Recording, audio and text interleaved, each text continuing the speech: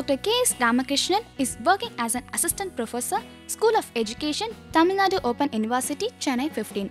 He has been teaching science education, environmental science, educational technology and research methodology in various colleges of education and Tamil Nadu Open University for the past 9 years.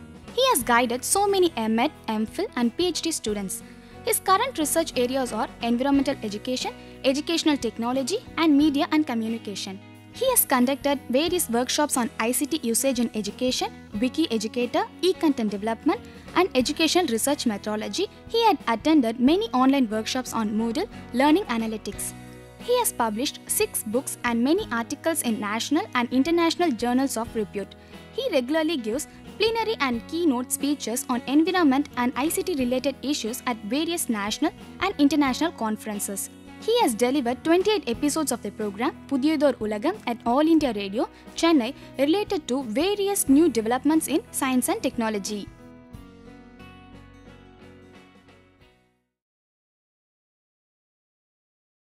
Welcome to UGC CSE program.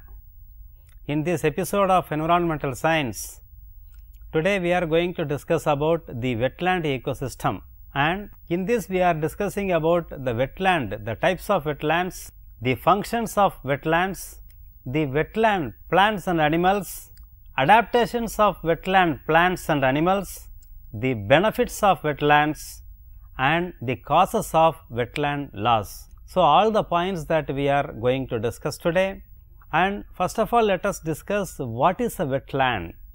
See, by definition, the wetlands are the ecosystem whose formation, processes and characteristics are determined by water. That means, the wetland ecosystem is in water, but actually what is the difference between the land and the ocean ecosystem? Actually, it is in between the land ecosystem and the ocean ecosystem. So, the wetlands are not wet all the time. That means that most of the time that they are wet, but sometimes they are dry as well. And so, they are called the nature's kidney because they are cleaning the environment, because they are performing a very great job as far as the environment is concerned, and they are called the kidneys of the environment because as the kidneys are cleansing the body, they are removing the salt or the waste material from the body. The wetland environment also, they are cleaning the environment. And the wetlands are the interface between the terrestrial and aquatic ecosystem, because the terrestrial it is totally dry, the aquatic that is totally wet, and therefore, they are in between the two ecosystem, and it is an area of land whose soil is saturated with moisture either permanently or for a long time, enough season every year to support the aquatic plants. And therefore, this is a definition of the wetland ecosystem. And the wetlands, they are covered with water all or part of the year, and by that we can define a wetland ecosystem on 3 parameters. The first one is the hydric, and that means the saturated long enough to create an anaerobic state in the soil horizon, and therefore, that is the hydric parameter. And the second one, that is hydrophytic plants. So, on that basis also that we can define an wetland ecosystem adapted to thrive in wetlands despite the stresses of an anaerobic and flooded environment. And so, on the basis of the hydrophytic plants also that we can define a wetland ecosystem. And the third one, that is a hydrologic regime. That means a dynamic or dominant presence of water. That means, the water is present all the time. And so, that again let us repeat on these 3 parameters, that is the hydric, hydrophytic and hydrologic. On these 3 parameters that we can define a wetland ecosystem.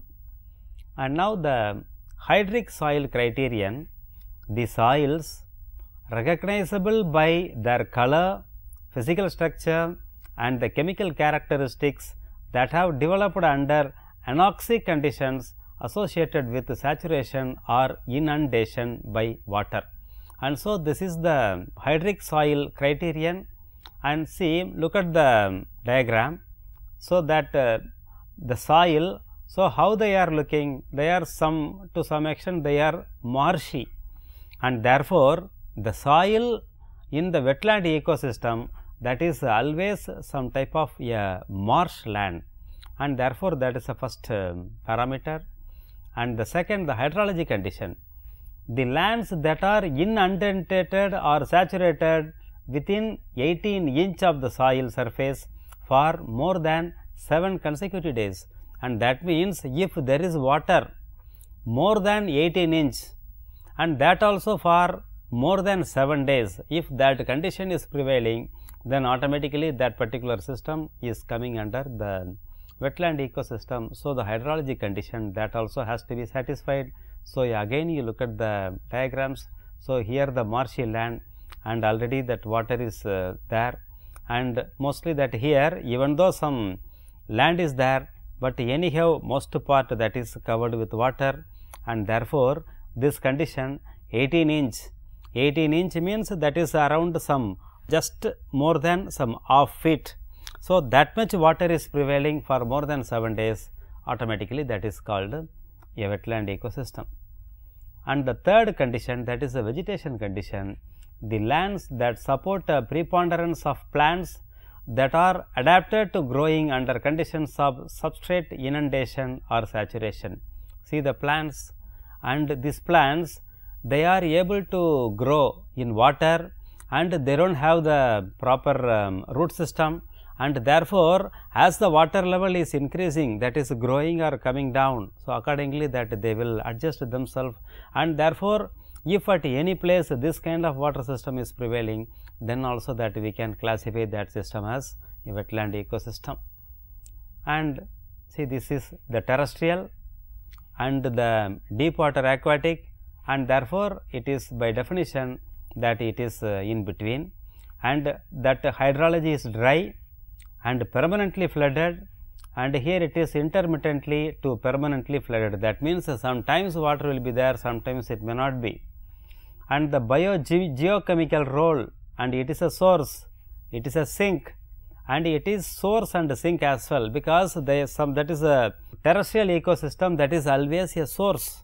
It is not sinking anything, sinking of temperature or something, but here the water ecosystem, that is a sink, but actually here sometimes it is source and sometimes it is sink also. Generally, the terrestrial system, that is low to medium, and the aquatic, that is generally low, but here generally high, but sometimes low, and therefore, the wetland ecosystem is a highly productive system, and therefore, it is very important as far as the environment is concerned. And see, the wetlands can be divided into two types. One is the coastal wetlands, and what are the major categories? They are marine and estuarine. That means, marine means open coast, and estuary means it is deltas, lagoons and all. And what are the wetland types? Shrub, salt marsh, mangrove, swamp, all these are some kind of wetland types. And estuary, that is brackish marsh, shrub wetland, salt marsh and mangrove swamp. So, all these are some kinds of wetland which are available at a coastal wetland type. And so, the marine and estuarine, and these are the two kinds of wetland types as far as the coastal wetlands are concerned. And now, the inland wetlands. So, there are three varieties are there: riverine, lacustrine and palustrine. So, the riverine means the river channels and flood plains, and here the bottomlands, freshwater marsh and delta marsh. And the second, the lacustrine, lakes and deltas, and freshwater marsh, shrub and forest wetlands. And the third one, palustrine, and that is the ponds, peatlands, uplands, groundwater seeps, and here the type of variety ephemeral ponds, tundra peatland, groundwater spring oasis, bogs. So, all these are some kind of wetland types. And so, again let us see these three wetlands, they are the inline wetlands, the riverine, lacustrine and palustrine. And now, what are the functions? The wetlands, they are doing a lot of functions, and first let us see what are the environmental functions that is done by the wetlands. First of all, they are controlling the floods, because there is a correlation between the wetland loss and downstream flooding, and therefore, the wetlands are the mainly controlling the flood. And second, they can capture, store and slowly release water over a period of time, and therefore, they are the water source also, and they are protecting the coast also. They are serving as storm buffer. Suppose if there is a storm, then what will happen? When the storm that is passing through a wetland ecosystem, then the wetland ecosystem that is in between the aquatic ecosystem and the terrestrial ecosystem, and therefore, they are acting as a buffer, and therefore, they serve as a storm buffer, and they are recharging the groundwater. The water has more time to percolate through the soil, and therefore, they are retained by the wetlands. So, they are recharging the groundwater also, and the sediment trap also, because they are trapping the sediment. Otherwise, what will happen? That the sediment or the soil or the minerals or any other material, and that will be flooded, and they are directly going into the ocean, and they are lost, and therefore, they are trapping the sediment, and therefore, the wetland plants help to remove the sediment from the flowing water. Suppose when the water is flowing, when it is passing through the wetland, then what will happen? See, suppose if it is like that, then when the water is seeping through the wetland, all the soil, the minerals, and they are trapped, and therefore, the wetland, they are functioning as the sediment trap, and they are maintaining the atmospheric equilibrium. They can act as sinks for excess carbon and sulfur, and they can return nitrogen back to the atmosphere, that is the denitrification. And that is why already that we have discussed, they are acting as a source and a sink, and therefore, as far as the carbon and sulfur is concerned, they are the sink, and nitrogen, they are the source. So, in that way they are functioning, or they are maintaining the atmospheric equilibrium also. And what are the chemical functions?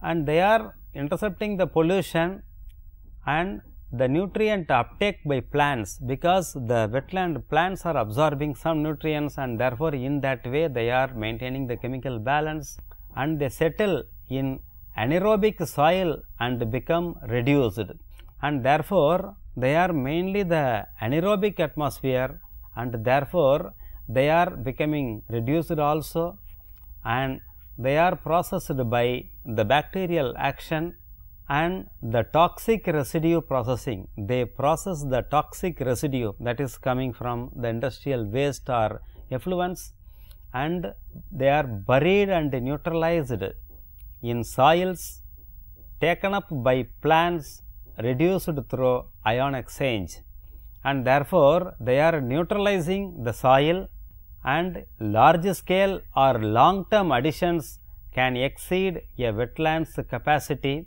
Sometimes, if the toxic may go beyond the capacity of the wetland, and therefore, at that time the wetland cannot maintain the chemical balance, and some chemicals can become more dangerous in wetlands. For example, mercury, because the mercury that is having a property of biomagnification and bioaccumulation, and therefore, from plant into small fish, into big fish, into the animal kingdom, and therefore, in that way it is bioaccumulated and it is biomagnified also, because in small fish, if it is one amount, then when the big fish that is eating a number of small fish, what will happen? then automatically it is magnified into the big fish, and therefore, particularly the mercury that is in the form of methyl mercury, and therefore, when the mercury is in the wetland, that is more dangerous, because the wetlands they are maintaining a number of plants and animals, and therefore, they are dangerous when the wetlands are containing a large amount of mercury. And some more chemical functions, they are treating the waste, and they have a high rate of biological activity, and they can consume a lot of waste, and there is a heavy deposition of sediments that bury the waste, and therefore, the wetland is a burial ground for the waste also. Okay, now let us have a short break.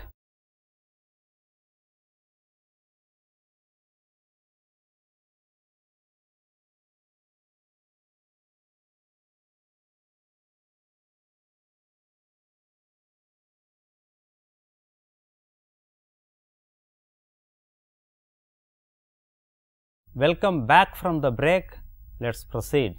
There is a heavy deposition of sediments that bury the waste, and the high level of bacterial activity that breaks down and neutralize the waste, and therefore, the wetland ecosystem that is doing a lot of chemical activities, and several cities now recently they have begun to use wetlands for waste treatment also.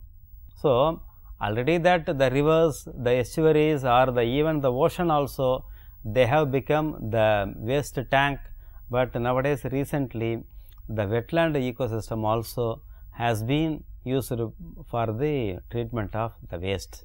And so, these are all the chemical functions of the wetlands, and now let us see some biological functions. And 6.4% of earth surface, that is 24% of total global productivity is done by the wetland ecosystem, and the detritus based food web, and so the habitat 80% of all breeding bird population and more than 50% of protected migratory bird species rely on wetlands at some point in their life. See, for example, most of the migratory birds that you could have seen in Tamil Nadu, the Vedantangal, or there are so many bird sanctuaries are there, most of them are the wetland ecosystem, and therefore, every migratory bird, that means 80% of all the breeding bird population and more than 50% of the migratory bird, they depend upon the wetland ecosystem for some point in their life. That means, mostly that for the breeding season that they are choosing the wetland. What is the reason for it? Because the wetland is maintaining a lot of biodiversity, and 95% of all US commercial fish and shellfish species depend on wetlands to some extent, and so that shows the importance of the wetland ecosystem. And see, the tortoise and the birds and some kind of reptiles and rats and some ducks. So, like that, a wetland that is maintaining a very large amount of animals, and therefore, it is maintaining the biodiversity. And what are the values of the wetland ecosystem? The wetlands serve as a better low cost alternative to industrial sewage treatment, because as we have seen already, the wetlands are absorbing a large amount of chemicals, and therefore, they are the natural sewage factory or the sewage treatment center for so many chemical industries. And see, look at the diagram, see the wetland, it is having some chemical treatment also, and the people hunt, fish, birdwatch or photograph wildlife in wetlands, spending a large amount of money, and particularly in most of the wetland, the people are hunting, fishing and bird watching, photograph or some other entertainment activities also, and therefore, the wetland ecosystem, and that is having a very good economic value also. So, in that way also the wetland system, that is very important for the human being. And see what are the plants available in the wetlands. The aquatic macrophytes, see they are submergent, and the plants that grow entirely underwater, because submerged, that means they are totally inside water, and most are rooted at the bottom, and some may have flowers that extend above the water surface also.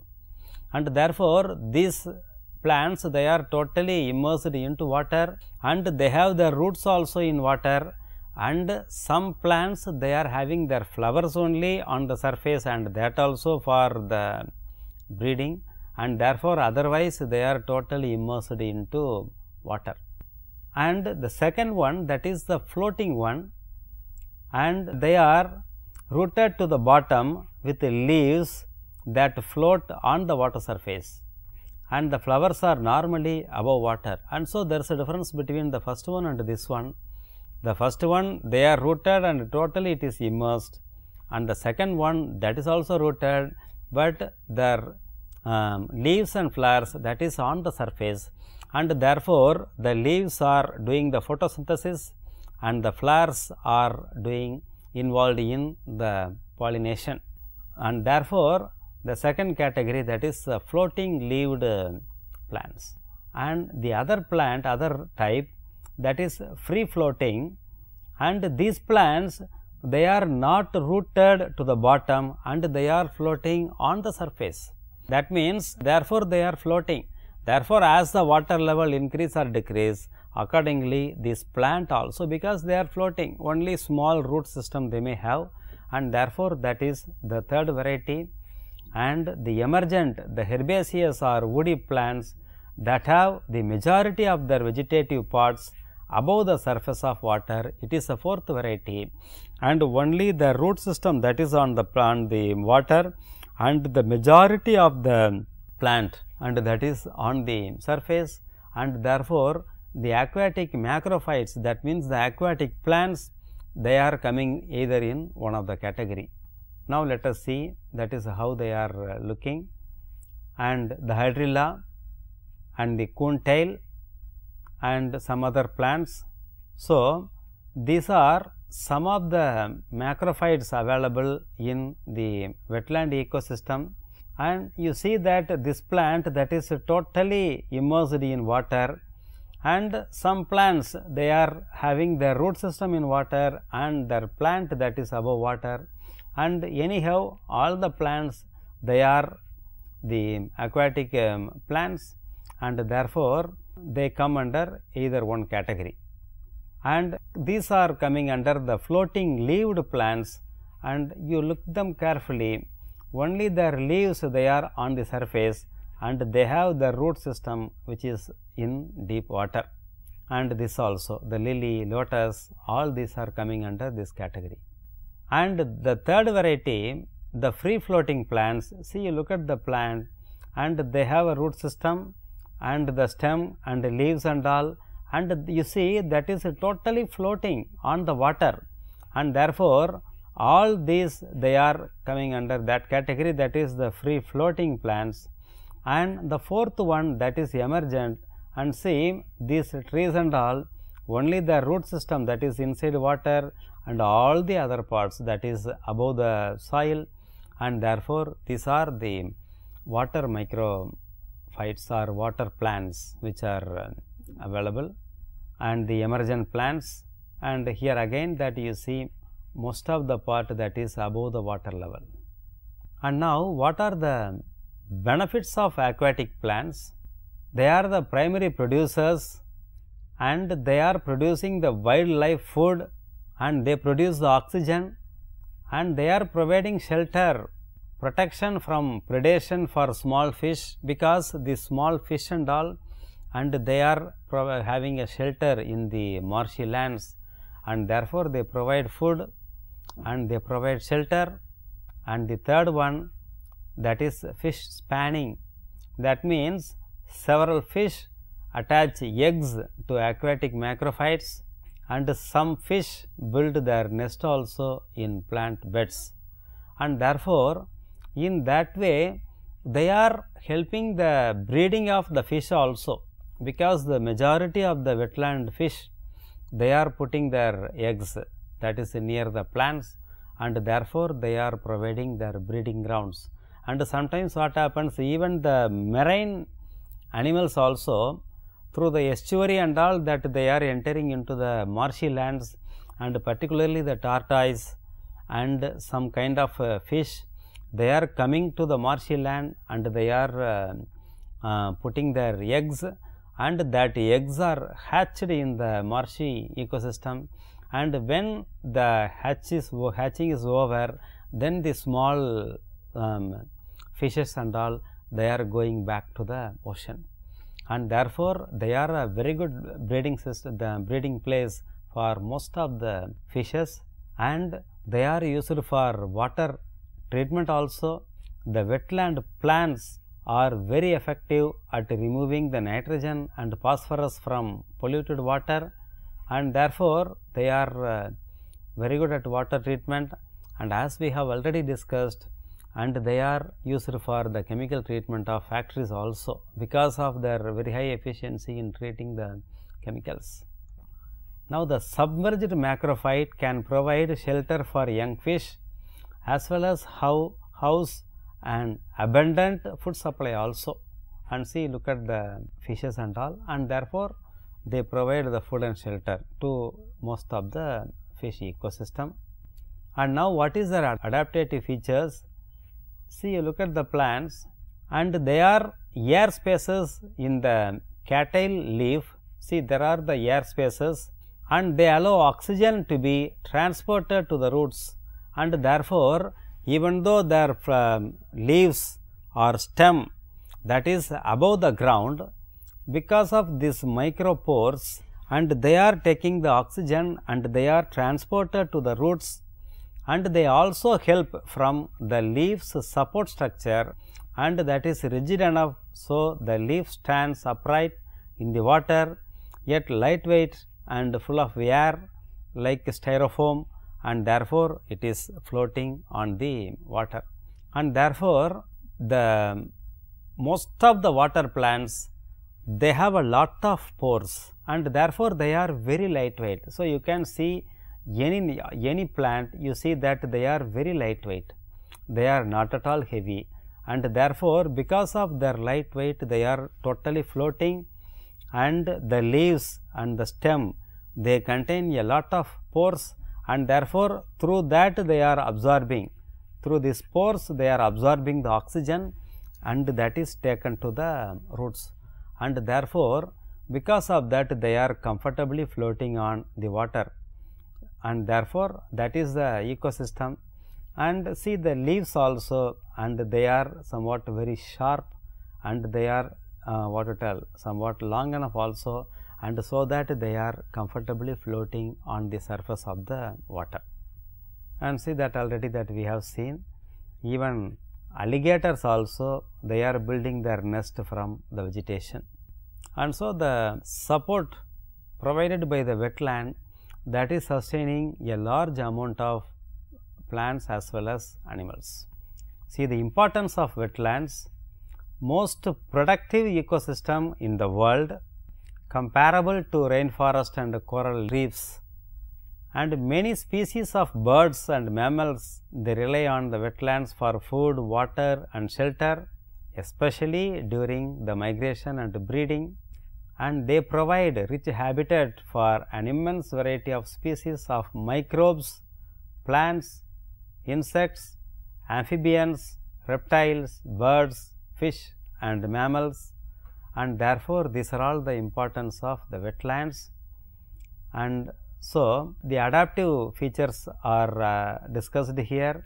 They are rigid, highly vascularized system, and they have active diffusion of oxygen to the roots, and the carbohydrate storage, the alternative metabolic pathways, and as far as the reproduction is concerned, the seed dispersal, germination and growth requirements, and all these are some adaptations, and these are all some adaptations of the animals, and they are locomotive, feeding in water, anaerobic respiration, and seasonal movement, and as far as reproduction is concerned, oviposition and development and care of the young.